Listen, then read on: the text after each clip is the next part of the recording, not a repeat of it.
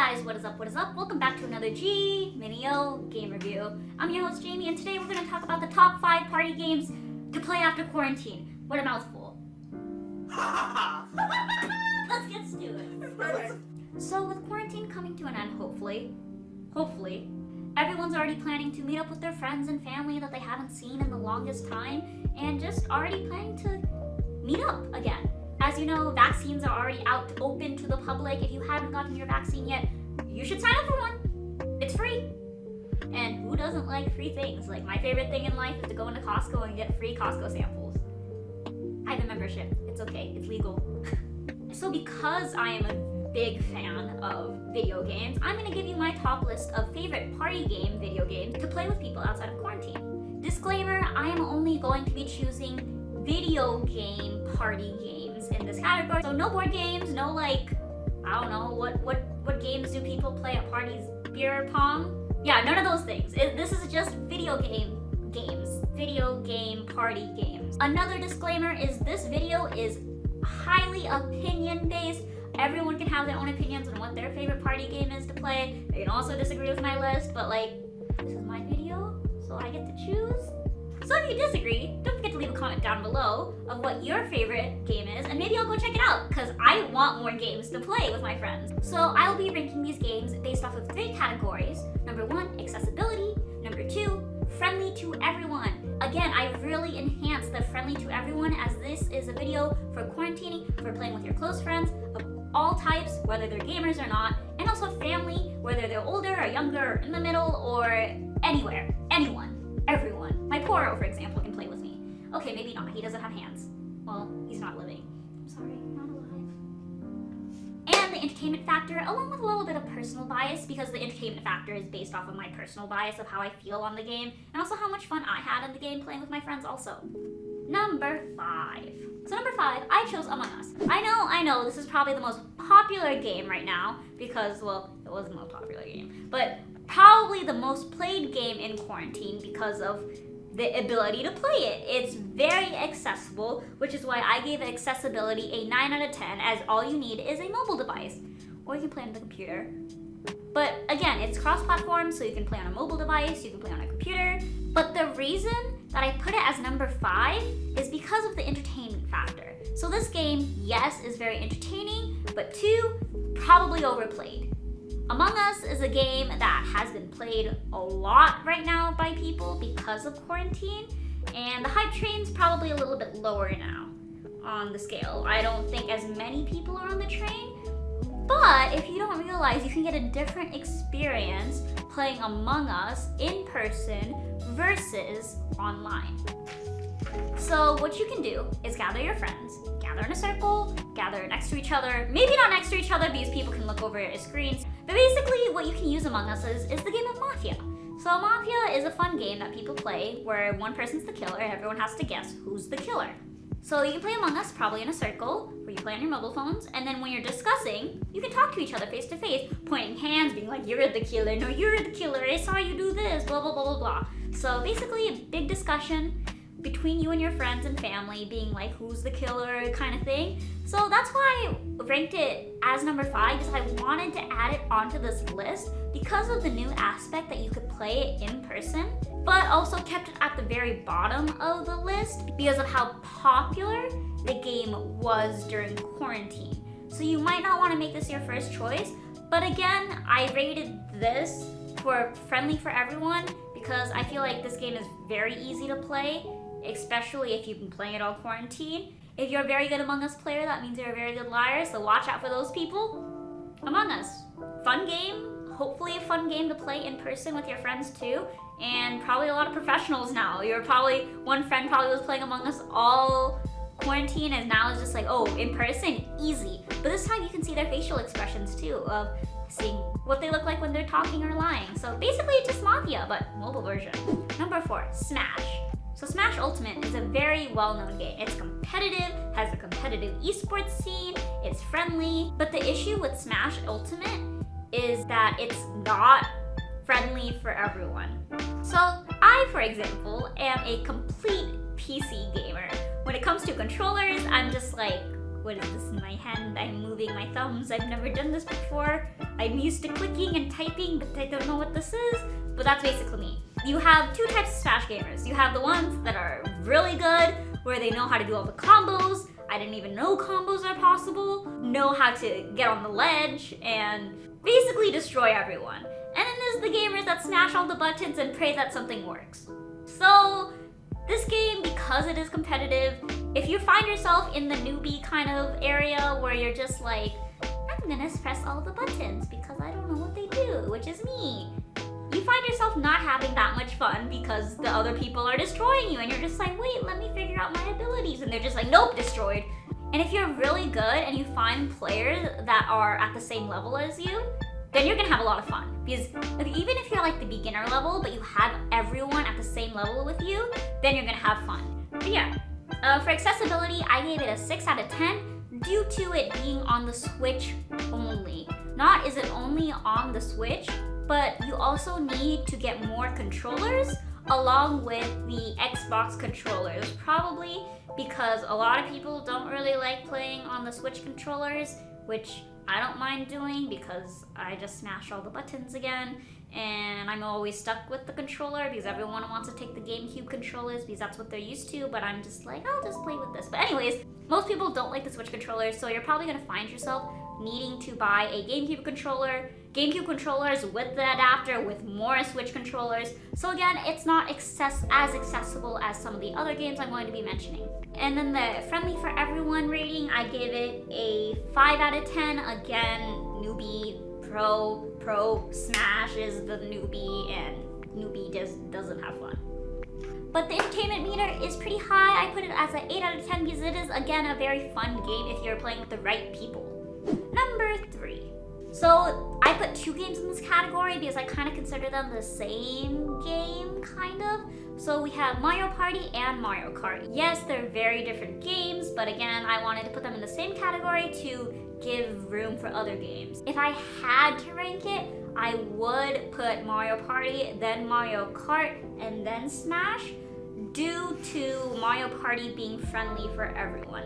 So we'll talk about Mario Kart first. Mario Kart is a racing game, basically. Like, everyone knows what it is. You just drive a car and you race each other. Easy. So it's a little bit kind of like Smash, where the people that are really good at Mario Kart, that know how to, like, are Tokyo drifters and just know how to use all the items, and I don't know, they're just really good. There's those type of people, and then there's the people that are just like, I'm driving a car, this is like driving, this is fun. But the Mario Kart people, obviously, see, there's like this difference again with Smash, but not as big. You can still, there's a lot of RNG in the game. There's a lot of items in the game that can help you no matter what level you are. So it's still really fun, as Mario Party's just Monopoly on the game. I ranked accessibility 7 out of 10, 1 point above Smash, because you can just play on the, because you can just play on the Switch controllers, and it's not a big deal that you have to use a GameCube controller. Unlike Smash, where you kind of have to, almost, if you want to be good or stuff like that. But Mario Party, obviously, you just need a Switch and then 2 more Switch controllers that you can get separately. And there you go, Party 4. My rating for Friendly for Everyone is a 8 out of 10, as basically both games anyone can play, whether you're a kid, whether you're an adult, whether you're elderly, whether you're a boomer, whoever you are. You can play these games. They're friendly for everyone. Especially Mario Party, I think there's a lot of luck in this game, so everyone has a chance of winning no matter what level you are at or how familiar you are with games. The entertainment meter I put as an 8 out of 10 because it's entertaining, it's fun. Mario Party and Mario Kart are really fun games that are just household games. They're known by almost everyone because they're just so family friendly and because they're just fun games to play with family and friends. Number 2. For number 2, I chose Keep Talking and Nobody Explodes. So this is a really fun game that I found with me and my friends.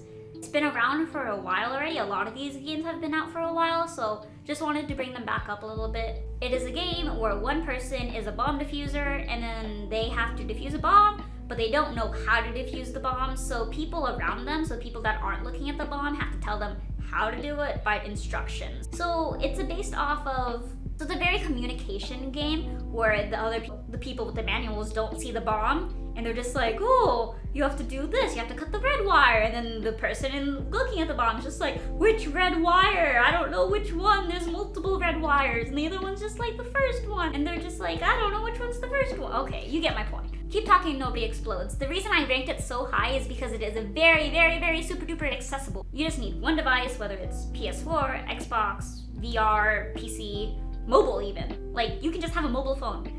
And that one person that's in charge of not making the bomb explode just needs to look at it. And the rest of them, you can print out the instructions, or you can just look at it on your phone. So I guess 2 devices with printer maybe if you don't have it. You just need that. So it's really easy to play. Really, it's a lot cheaper than the other games too.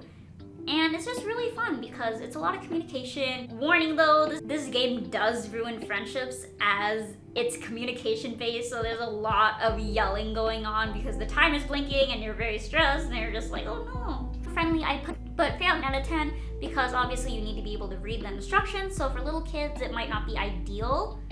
But also communication style is very important, as if you're struggling with communication a little bit, if you're someone a little bit more shy, you're gonna be like not really as vocal as people that are very talkative. So this is a good game for people that are already a little bit more comfortable with yourself. So talk a little bit. So if you're gonna play this game at a party for newbies, for people that you've just met, which you should not be doing at this point. These are games after quarantine for close friends and family. But the entertainment meter I put as a 7 out of 10, as it can get a bit boring after a while if there's no incentive or if you're not playing with the right group of people.